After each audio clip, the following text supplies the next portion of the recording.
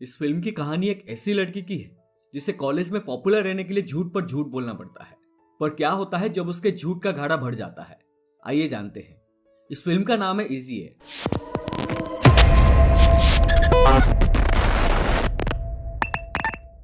तो कहानी शुरू होती है दो कॉलेज फ्रेंड ऑलिव और रिहाना से। रिहाना ऑलिव को अपने साथ वीकेंड पर कैंपिंग पर चलने के लिए कहती है, पर ऑलिव उसके साथ जाना नहीं चाहती थी। इसीलिए वो बहाना बना देती है कि उसे उसके बॉयफ्रेंड जॉर्ज के साथ डेट पर जाना है। दरअसल ऑलिव ने बहाना इसीलिए बनाया था क्योंकि रिहाना अपने पेरेंट्स के साथ कैंपिंग पर जाने वाली थी और उसे रिहाना के पेरेंट्स बहुत ही ज्यादा वियर्ड लगते थे। एक बार वो रिहाना के घर डिनर पर गई थी जहां उसके पेरेंट्स नेकेड होकर खुले आसमान के नीचे डिनर कर रहे थे। अब वीकेंड पर ऑलिव दिन भर घर में टोनी कक्कर के गाने सुनते हुए अपना समय बिताती है और जब अगले दिन रिहाना उसे जॉर्ज के बारे में पूछती है तो ऑलिव कहती है कि मुझे उसके साथ बहुत मजा आया। रिहाना उसे वॉशरूम में ले जाकर पूछती है कि इसका मतलब है कि तुमने जॉर्ज के साथ अपनी वर्जिनिटी लूज कर ली। अब ऑलिव को अपनी इज्जत बचानी थी, इसलिए वो रिहाना से झूठ बोलती है कि हाँ, मैंने कल रात जॉर्ज के साथ अपनी वर्जिनिटी लूज कर ली। ये टॉप सीक्रेट बाथरूम में मौजूद स्टूडेंट काउंसिल की सेक्रेटरी मैरियन सुन लेती है और पलक झपकते ये बात जंगल में लगे किसी आग की तरह पूरे कॉलेज में फैल जाती है। ऑलिव तुरंत इस बारे में मैरियन को बताती है कि उसने वॉशरूम में जो कुछ भी सुना था वो सिर्फ और सिर्फ एक झूठ था। पर मैरियन अब कहां उसकी बातों पर यकीन करने वाली थी।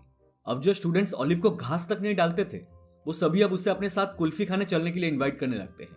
इससे पहले कि ऑलिव इस आपदा को अवसर में बदल पाती, इंग्लिश क्लास में एक स्टूडेंट के साथ फाउल लैंग्वेज में बात करने के लिए उसे कॉलेज से सस्पेंड कर दिया जाता है। वही ऑलिव की मुलाकात अपने क्लासमेट ब्रैंडन से होती है जिसे गे होने की वजह से सब लोग लल्लू कहकर चिढ़ाते थे। ऑलिव ब्रैंडन को बताती है कि उसने उसके बारे में जो कुछ भी सुना है वो सिर्फ और सिर्फ एक अफवाह है। अब क्योंकि ब्रैंडन ऑलिव का एक बहुत ही अच्छा दोस्त था इसलिए वो उसकी बात मान लेता है। अगले दिन ब्रैंडन दोबारा ऑलिव से मिलने उसके घर जाता है जहां ऑलिव के पेरेंट्स स्वाग से उसका स्वागत करते हैं। तभी ऑलिव ब्रैंडन को अपने साथ लेकर सीधा अपने बेडरूम में चली जाती है। ऑलिव के पेरेंट्स काफी ओपन माइंडेड और सपोर्टिव थे, इसलिए वो तो ऑलिव को कुछ नहीं कहते। पर अगर यही सीन हमारे देसी पेरेंट्स के साथ होता तो हमारा पिछवाड़ा और उनका चप्पल जिंदगी भर की कुटाई एक बार में हो जाती। खैर, ब्रैंडन दरअसल ऑलिव के साथ हैंकी पैंकी करने उसके घर आया था और जब वो ये बात ऑलिव से कहता है तब ऑलिव का माथा सड़क जाता है और वो कहती है, अबे गांडू बावला हो गया क्या। ब्रैंडन कहता है कि तुम्हें मेरे साथ नहीं करना है तो मत करो, पर कॉलेज में ये बात फैलने में मेरी बस इतनी सी मदद करो कि मैंने तुम्हारे साथ टपाटप किया है ताकि सब लोगों को लगे कि मैं एक गे नहीं बल्कि एक मर्द हूँ। मैं इन सब के लिए तुम्हें पैसे देने को भी तैयार हूँ। पहले तो ऑलिव ये सब करने से साफ साफ इनकार कर देती है, लेकिन जब ब्रैंडन उसे अपनी कॉलेज लाइफ की दुखभरी कहानी सुनाता है कि कैसे गे होने की वजह से सब उसका मजाक उड़ाते हैं, तो फाइनली ऑलिव उसकी मदद करने के लिए राजी हो जाती है। अगली शाम दोनों कॉलेज की सबसे पॉपुलर लड़की मेलोडी के हाउस पार्टी पर जाते हैं जहां सभी दोनों को एक साथ देखकर कहते हैं कि आईफोन के साथ नोकिया चार्जर कब से आने लगा। ऑलिव मेलोडी से कहती है कि हम दोनों को बहुत जोर से प्यार आया हुआ है और हमें एक कमरे की जरूरत है। तब मेलोडी कहती है कि तुम दोनों मेरे बेडरूम में एंजॉय कर सकते हो। दोनों मेलोडी के रूम में जाकर दरवाजे, खिड़की और खिड़कियों पर लगे पर्दे बंद कर देते हैं। बाहर खड़े सभी छिछोरे दरवाजे पर कान लगा के ऐसे सुनने की कोशिश कर रहे थे जैसे डॉक्टर स्टेथोस्कोप लगाकर दिल की धड़कन सुनने की कोशिश करता है। पर हमें भी कमरे के अंदर कुछ खास देखने को नहीं मिलता। प्लान के मुताबिक दोनों सिर्फ अंदर जंपिंग जपंग करते हुए गंदी गंदी आवाजें निकाल रहे थे ताकि बाहर खड़े सभी चिचरों को ऐसा लगे कि अंदर दंगल चल रहा हो। उन दोनों का प्लान कामयाब भी हो जाता है। ब्रैंडन की इज्जत सबकी नजर में बढ़ चुकी थी और दूसरी तरफ ऑलिवर कॉलेज स्टूडेंट्स के बीच सेक्स मंक के नाम से मशहूर हो जाती है। उसी पार्टी में ऑलिवर की मुलाकात अपने बचपन की दोस्त टॉड से होती है। बचपन में उन दोनों ने एक दूसरे को किस करने की कोशिश भी की थी जिसमें वो दोनों सक्सेसफुली फेल हो गए थे। ऑलिव को थोड़ा ऑकवर्ड लगता है इसलिए वो टॉड के साथ थोड़ी देर बातें करके वहां से चली जाती है। अगले दिन जब रिहाना को ऑलिव के कांड के बारे में पता चलता है तो वो उसके ऊपर बहुत ज्यादा गुस्सा होती है। वो कहती है कि वर्जिनिटी लूज करने का मतलब ये नहीं कि तुम इधर उधर मुंह मारती फिरो। इस बात को लेकर दोनों में बहस हो जाती है। ऑलिव डिसाइड करती है कि वो इस आपदा को अवसर में बदल कर रहेगी और इसके लिए वो अपना गेटअप भी चेंज कर लेती है। सीधी सादी दिखने वाली ऑलिव अब कॉलेज की सबसे पॉपुलर लड़की बन चुकी थी और हर एक छिचोरा एक बार उसकी पिच पर बैटिंग करने के सपने देखने लगते हैं। इधर मैरियन भी ऑलिव से जलने लगी थी और वो अपने छोटे से ग्रुप के साथ मिलकर ऑलिव को कॉलेज से बाहर निकलने का प्लान बनाने लगती है। आपको बता दूं कि मैरियन और उसके सभी दोस्तों ने शादी से पहले अपनी वर्जिनिटी लूज ना करने की कसम खा रखी थी। एक दिन ब्रैंडन का दोस्त इवान ऑलिव से मिलने आता है और कहता है कि ब्रैंडन ने मुझे सब कुछ बता दिया है, क्या तुम मेरे साथ भी पैसों के लिए गपागप करोगी। ऑलिव कहती है, चुपचाप भाग इधर से वरना एक थप्पड़ में तेरे मुंह के सारे दांत बाहर निकाल दूंगी। इवान भी ब्रैंडन की तरह एक लल्लू राम था, इसलिए उस पर ऑलिव को दया आ जाती है। वह $100 के अमेज़न कूपन के बदले में इवान के साथ झूठ मूठ का नाटक करने के लिए तैयार हो जाती है। बट जल्दी ये बात पूरे कॉलेज में फैल जाती है कि ऑलिव पैसों के लिए सबके साथ होती है। ऑलिव ने आपदा को अवसर में बदल दिया था और उसके पास कस्टमर्स की लाइन लग जाती है, पर बंद कमरे के अंदर कौन सी खिचड़ी पकती है ये सिर्फ ऑलिव और उसके कस्टमर्स को ही पता था। उड़ते उड़ते ये खबर ऑलिव के इंग्लिश टीचर मिस्टर ग्रिफिथ को पता चलती है और वो उससे अपनी वाइफ जो कि उस कॉलेज की गाइडेंस काउंसलर थी उसके पास जाने के लिए कहता है। मिसेस ग्रिफिथ भी काफी ओपन माइंडेड पर्सन थी और वो ऑलिव से कहते हैं कि अगर तुम्हारे अंदर कोई बात छुपी हुई हो तो तुम मेरे साथ शेयर कर सकती हो, बट ऑलिव उन्हें कुछ नहीं बताती है। जाते आते मिसेस ग्रिफिथ ऑलिव को कॉन्डम और आईपीएल्स के कुछ पैकेज देती है जिसे ऑलिव लेने से मना कर देती है क्योंकि उसे पता था कि उसे इन सब चीजों की जरूरत नहीं है, पर मिसेस ग्रिफिथ के जिद करने पर उसे लेना ही पड़ता है। ऑलिव के बाद मैरियन का बॉयफ्रेंड मीका मिसेस ग्रिफिथ के कमरे में जाता है।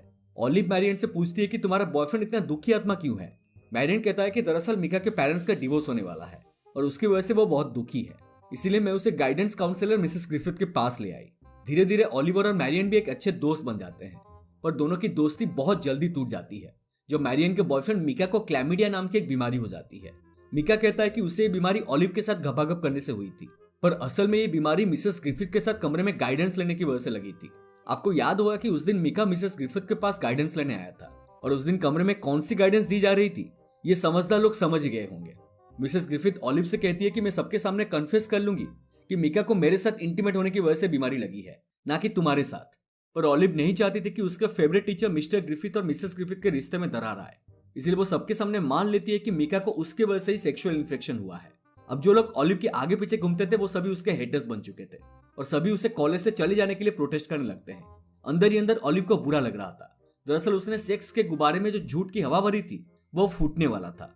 उसे डर था कि उसकी इमेज की वजह से कोई सच में उसे डेट करेगा भी या नहीं, क्योंकि अब सबके नजर में वो एक स्लर्ट बन चुकी थी।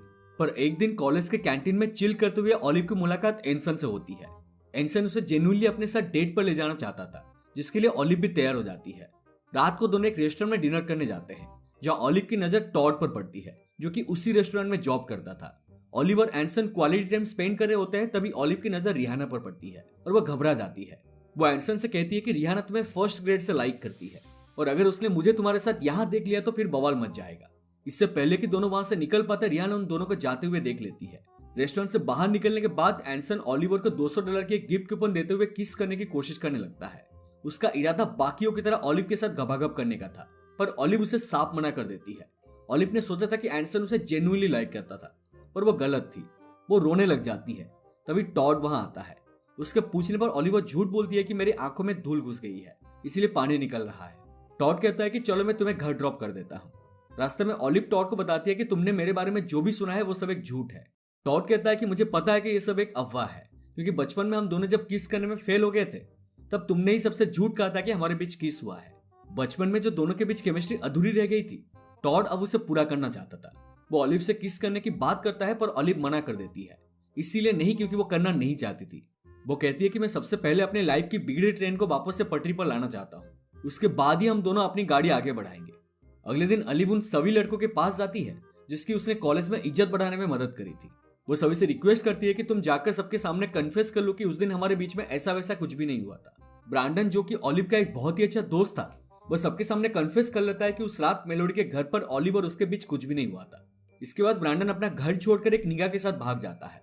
ऑलिव मिसेस ग्रिफिथ को भी सबके सामने कन्फेस करने के लिए कहती है, पर वो ऑलिव की ये बात मानने से साफ इनकार कर देती है। तब कोई चारा ना होने की वजह से ऑलिव ये बात उसके हस्बैंड मिस्टर ग्रिफिथ को जाकर बता देती है कि आपकी बीवी को क्लैमिडिया नाम की एक बीमारी है और उसका मीका नाम के एक स्टूडेंट के साथ चक्कर चल रहा है।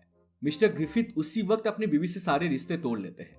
Last but not the least, अपने दिल को पूरी तरह से हल्का करने के लिए ऑलिव सारी की सारी कहानी अपनी माँ को भी सुना देती है। ऑलिव की माँ उसे समझाती है कि जब मैं तुम्हारी एज की थी तब मैं भी तुम्हारी तरह कॉलेज में कांड किया करती थी, पर समय के साथ इंसान को अच्छे बुरे की समझ आ जाती है, तो ज्यादा टेंशन मत लो और जाके सुट्टा मारो।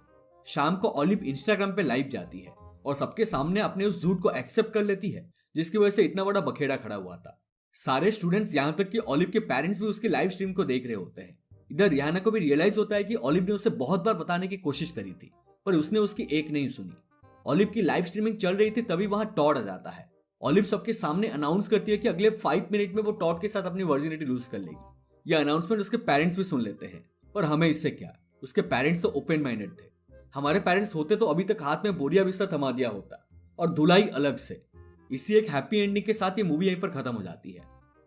तो ये थी इजी है की पूरी कहानी। उम्मीद करता हूं कि आपको ये एक्सप्लेनेशन पसंद आई हो। अगर पसंद आए तो प्लीज हमारे वीडियो को लाइक करें, शेयर करें और हमारे चैनल को सब्सक्राइब करके हमें सपोर्ट कीजिए। और साइड वाला बेल आइकन को भी दबा दीजिए, क्योंकि हम ऐसे ही इंटरेस्टिंग एक्सप्लेनेशंस लाते रहते हैं। मिलते हैं अगले वीडियो में, तब तक stay safe and take care.